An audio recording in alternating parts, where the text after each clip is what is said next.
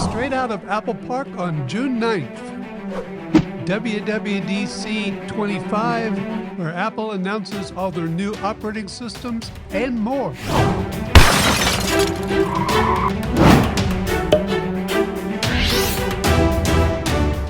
Hi, I'm DonBullock. Welcome to the Tech iHound, where I sniff out news from Apple and related technologies that I use here in my studio and in my home.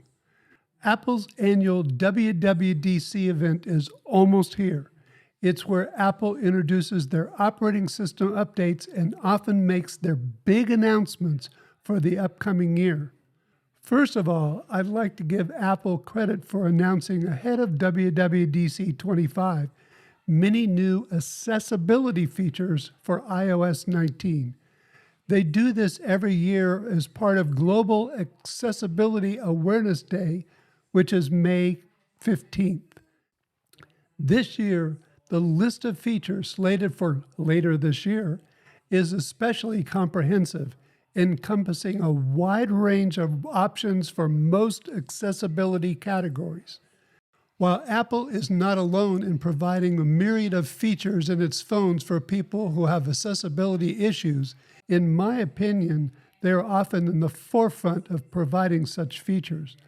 I know my mother-in-law, who just turned 101, benefits from being able to pair her iPhone with her hearing aids. And that's a feature that's been around now for many years. Apple's new accessibility features are far too numerous for me to detail here, but I'll mention one that's fantastic. Some of you don't know that I was an elementary school teacher for 36 years, and also in evenings and during the summer, I was an adjunct professor in the Department of Education at a local university. Over the years, I had many students at both levels who had difficulty seeing. Apple has now introduced a feature called Magnifier that those students could have used. It allows for a student to set up a laptop with a phone attached to their desk and use the continuity camera feature to magnify what the camera sees on the laptop screen. I'll put a link to Apple's video introducing this feature in the comments below and also in the upper right or left, whatever side that goes on. If you're interested in knowing more about this and other new accessibility features from Apple, I'd suggest you check it out by looking at the article by Shelley Brisbane on the sixcolors.com website. There's a link to that in the description down below. One thing that Apple did announce at WWDC last year that has shipped is RCS text messaging between Android and Apple devices. Admittedly, Apple used an old standard for this implementation, so it's rumored that this year they're going to support RCS 3.0, which will add some new features, with the most important one being that it will include end-to-end encryption between Android and Apple phones in messages. Does that mean that the green bubbles finally become blue? I doubt it. I'm sure Apple will still find a reason to keep them unless the EU tells them to get rid of them, which is something they may do. But the end-to-end encryption may be ready for WWDC25 announcements.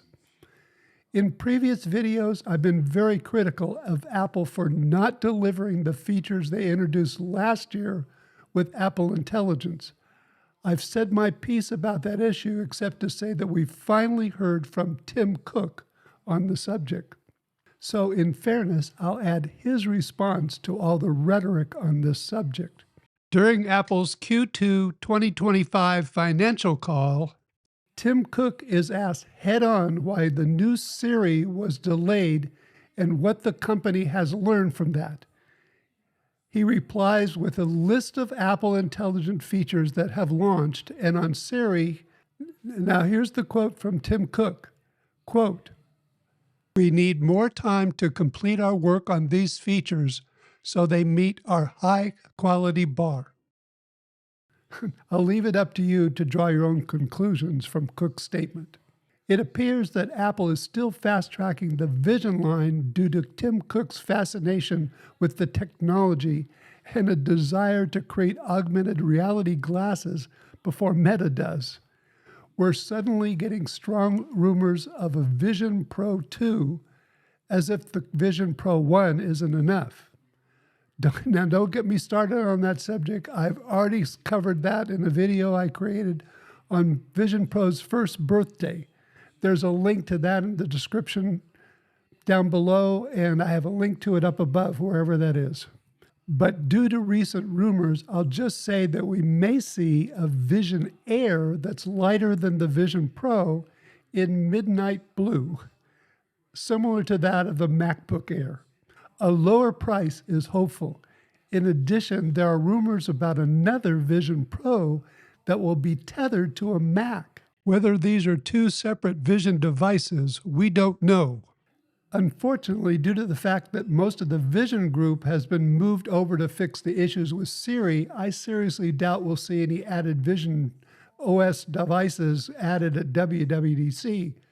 But that less expensive Vision device does sound promising.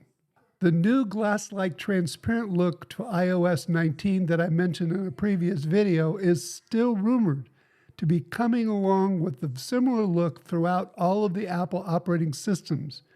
In addition, the app icons may become closer to being circles than they are now.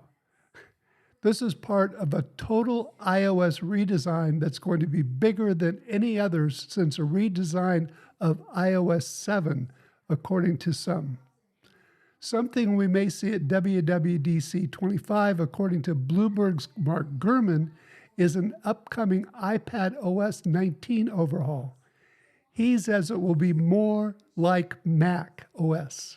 Gurman claims that this year's iPad OS upgrades will focus on productivity, multitasking, and app window management, making the iPads operate more like a Mac.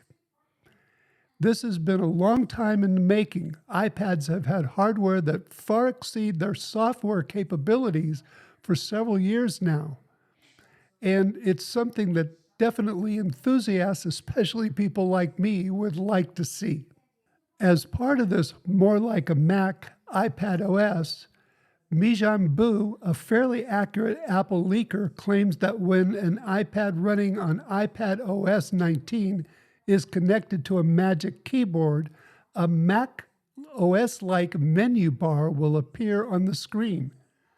How that will happen, I'm not sure, because many apps, like the Pages app that I use to write this script, already uses that area for other things. So I'm not sure what that means, but we'll find out if it's true. Obviously, this more like a Mac OS is not Mac OS directly, as some would like. So I'm sure there'll still be a number of shortcomings, and hopefully it's not just a rehash of Stage Manager. Apple wouldn't do that to us, would they? Or will they? Mijun Bu says that iOS 19 will enable support for at least a limited version of Stage Manager on iPhone models with a USB-C port, not Lightning, when they are connected to an external monitor. What? Does Apple pay attention to what users do? Maybe I'm wrong, but I don't think many people use Stage Manager on their iPads or Mac, so why implement it on the phone? If you use Stage Manager, let me know in the comments down below what you think. These iPad and iOS changes will accompany other large overhauls across Apple's ecosystem, including a massive iPhone redesign with iOS 19, as well as Mac's first redesign overhaul in over half a decade. I'm also hearing some rumors of some possible TV OS changes and the rumors of a new home OS coming to WWDC 25 are getting stronger. Is this the year that Apple finally gets into the smart home, or will we be disappointed yet again? Now, for those of you out there who have problems with battery life, something I hear often, It's being rumored that Apple is planning to introduce an AI tool that will cut down on battery usage as part of iOS 19.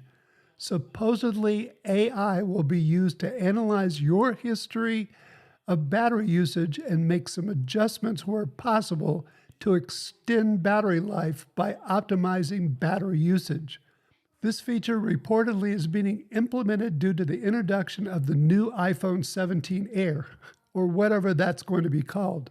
But will it work on all iPhones? Is it possible for this technology to be put on MacBooks? Or even the Apple Watch? That'd be great. I've been pretty harsh on Apple for their failures with Apple Intelligence and a revamped Siri, but it looks like they're finally looking elsewhere for help. Google CEO Sundar Pichai suggested that Apple plans to roll out its Gemini integration by the end of this year. It's possible that Apple is working on deals with other AI models as well.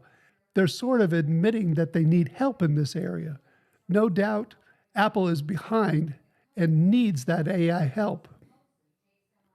Related to that, Eddie Q, one of those higher-ups up in Apple, I don't remember which one, disclosed that Apple is actively looking at reshaping Safari around AI search as part of testimony in the lawsuit against Google from the U.S. Department of Justice.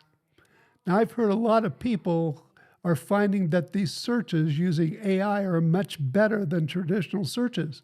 Of course, even Google search has an AI element to it now. The only problem I've seen with these searches is they often don't include all the facts and get all the facts right. I remember the old saying from back in the early days of personal computers, back when you used to program them in BASIC, garbage in, garbage out. AI is only as good as the information it decides to use. Accuracy isn't something AI models are known for. While Apple doesn't always introduce hardware at WWDC every year, I'm hearing, like in the past, that a new Mac Pro will be introduced at WWDC25 along with an M4 Ultra chip and possibly even a more powerful chip. It seems they may be limiting these new chips to the Pro and not putting them in the Mac Studio. According to Gurman, Apple wants to make the Mac Pro have a higher performance than the Mac Studio. Now, I'm happy to add in here that there's one more thing. Now for the top rumor on my radar. Mark Gurman wrote in his Bloomberg newsletter, quote, Apple is pushing engineers to ensure that this year's releases are more functional and less glitchy, end quote. Now, I've heard this before from Apple. Hopefully, this time they'll be able to actually do it. While I'm admittedly deep in Apple's ecosystem, I'm very tired of all the bugs I run into with their products. If Apple can just pull this one off, I'll be very happy. I'll be thrilled. For those of you out there that are older like I am, I'll leave you with this note I saw on Facebook for someone that's about our age. He wrote, after fixing my computer, I overheard my grandson chatting with one of his friends. They said it was an ID10T error. They both laughed and walked away. Not wanting to appear dumb, I walked the other direction and wrote down the phrase ID10T. He never was one of my favorite grandkids. Over here are some videos I think you might like. Remember to subscribe to the channel and press that notification bell so that you get all of my future videos. And give me that thumbs up. I'd greatly appreciate that. I'll keep you posted on what happens at WWDC. You all are greatly appreciated, and thank you very much for watching.